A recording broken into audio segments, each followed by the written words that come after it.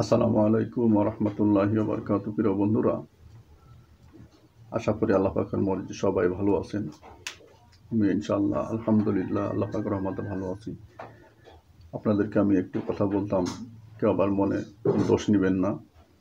কথাটা হচ্ছে আমরা যারা নামাজ পড়ি, আল্লাহ পাক কিন্তু নামাজ পড়তে বলেন না, নামাজ কায়েম করতে বলেছেন। দেখা যাচ্ছে আমি নামাজ পড়ি, আমার ফ্যামিলিতে কেউ নামাজ পড়ে না। এটার জন্য হয়তো আমি দায়ী হতে পারি। তা আমি আমার দাওয়াতি কাজ ইনশাল্লাহ করে যাব, কারণ আমাদের প্রত্যেকটা মুসলমান কমলিমায় যারা আমরা বিশ্বাসী, প্রত্যেকের নামাজের দাওয়াত দেওয়া, কলামার দাওয়াত দেওয়া হচ্ছে যে ফরজ। তা আমরা সবাই চেষ্টা করবো ইনশাল্লাহ সবাই ফরজকে আদায় করার জন্য, না কিয়ামতের মাঠে আল্লাহ পাকের কাছে আমাদের জবাবদিহি করা লাগতে পারে। তাই সবাই চেষ্টা করবে ইনশাল্লাহ প্রত্যেককে নামাজের দাওয়াত দেওয়া, ইমানের দাওয়াত দেওয়া এবং সুন্নাত ওয়াজিব নফলের দাওয়াত দেওয়া। প্রত্যেককে আমরা যেন কেউ আল্লাহ এবং আল্লাহ রসুলের পথ থেকে দূরে সরে না যায়। সবাই ৫ ওয়াক্ত নামাজ পড়ে আমরা কি করব, নামাজের শেষে সালাম ফিরানোর পরে বসে আমার নবীর নামে প্রথমে ২-৩ বার ৫ বার দুরূদ পড়ে নিব। দুরূদ পড়ার পরে কি করব, সূরা ফাতিহাকে একবার তেলাওয়াত করব, যেটাকে আলহামদু সূরা বলা হয়। আলহামদু সূরা তেলাওয়াত করব ইনশাআল্লাহ, সহি শুদ্ধভাবে চেষ্টা করব। যেভাবে পারি পড়ে যাব ইনশাআল্লাহ। এর ভিতরে চেষ্টা করব শুদ্ধভাবে পড়ার জন্য, কারণ অনেক লোক, অনেক আলেম ওলামা বর্তমানে বেরিয়েছেন, তারা যে ফতোয়া দিয়ে ধরেছেন, যেভাবে কথাবার্তা বলছেন, তাতে আমাদের যে ২০-৩০ বছর আগে যে আমরা যেভাবে আপনার কোরআন শরীফ শিখেছি, সেই কোরআন শরীফ এখন ভুলে যাওয়ার উপায় হয়ে গেছে। তাই আমরা যেভাবে জানি সেভাবে পড়ে যাবো ইনশাআল্লাহ, চেষ্টা করব ভালো করার জন্য। সূরা ফাতিহা পড়ার পরে আমরা কি পড়ব, সূরা কাফিরুনকে পড়ব। যারা পড়তে পারে ইনশাআল্লাহ তারা পড়বে, না পারলে তারা শিখে নেবে ইনশাআল্লাহ। চেষ্টা করব, চেষ্টা করলে মানুষ সব কিছু করতে পারে। তারপরে সূরা ইখলাসকে পড়ব ৩ বার, বিসমিল্লাহ সহকারে পড়ব প্রত্যেকবার। তারপরে সূরা ফালাক পড়ব ইনশাআল্লাহ। তারপরে সূরা নাস বিসমিল্লাহ সহকারে প্রত্যেকবার করে পড়ব। প্রত্যেকটা সূরা ৩-৩ বার করে পড়ব। ৩-৩ বার করে পড়ে আমি আমার ২ হাতে তালুতে ফু দিয়ে ৩টে ডলা দেব এবং জোরে জোরে ৩টে ডলা দেওয়ার পরে সমস্ত শরীরে আমার ওই হাত দুটোকে বুলোয় নেবে ইনশাল্লাহ। বুলোয় নিয়ে সমস্ত শরীরে মাসে করে তারপরে আমি আমার কর্মস্থলে বেরোবেন ইনশাল্লাহ। সম্ভব হলে ৫ ওয়াক্ত নামাজে করবো ইনশাল্লাহ। করে আপনি দেখবেন, চেষ্টা করবেন করার জন্য। যদি ব্যতিব্যস্ত থাকেন, এক ওয়াক্ত পারলেন না, পরে এক ওয়াক্ত পারবেন। যদি কোনো ওয়াক্তে আপনি না পারেন, তাহলে তো আপনার অসম্ভব হয়ে যায়। আপনাকে দোয়া করে দিলাম, আল্লাহ যেন আপনাকে করার সমর্থন দেন, শক্তি দেন, আপনি যেন করতে পারেন।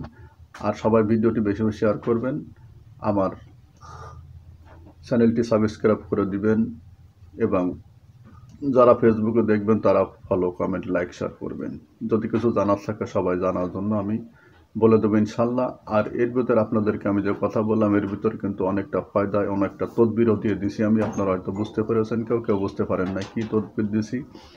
আমার নবীকে যেদিন করে ইহুদি নারী আপনার জাদু করেছিল, সেই জাদু কিন্তু আল্লাহ রসুলের এই সূরা ফালাক এবং নাসের দ্বারাই কিন্তু আল্লাহ রসুল আল্লাহ পাকের রহমতে সুস্থ হয়েছিলেন। কোরআন শরীফ খুলে দেখবেন, কোরআন শরীফের সূরা লাস্টে যে দুটো সূরা আছে ফালাক নাস, এই সূরা থেকে আপনি তাফসির পড়বেন, তরজমার ভিতরে দেখবেন তাফসির করা আছে, তাফসির করলে বুঝতে পারবেন।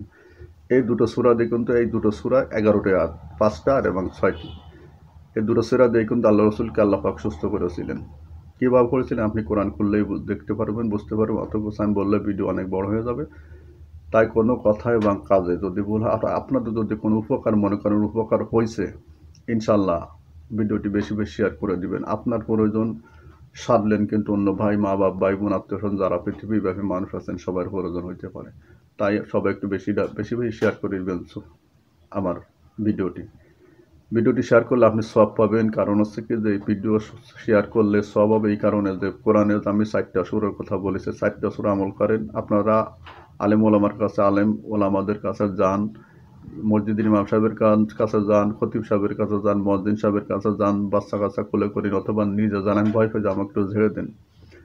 হুজুরের কাছে যা মাত্র হুজুর সূরা ফাতিহা পড়ে আপনাকে ঝেড়ে দেয়। আপনি নিজে আমল করা সেখানে ইনশাল্লাহ সূরা ফাতিহার বরকতে আল্লাহ পাক আপনাকে সুস্থ করে দেবে। সূরা ফাতিহার ভিতরে শিফা রয়েছে।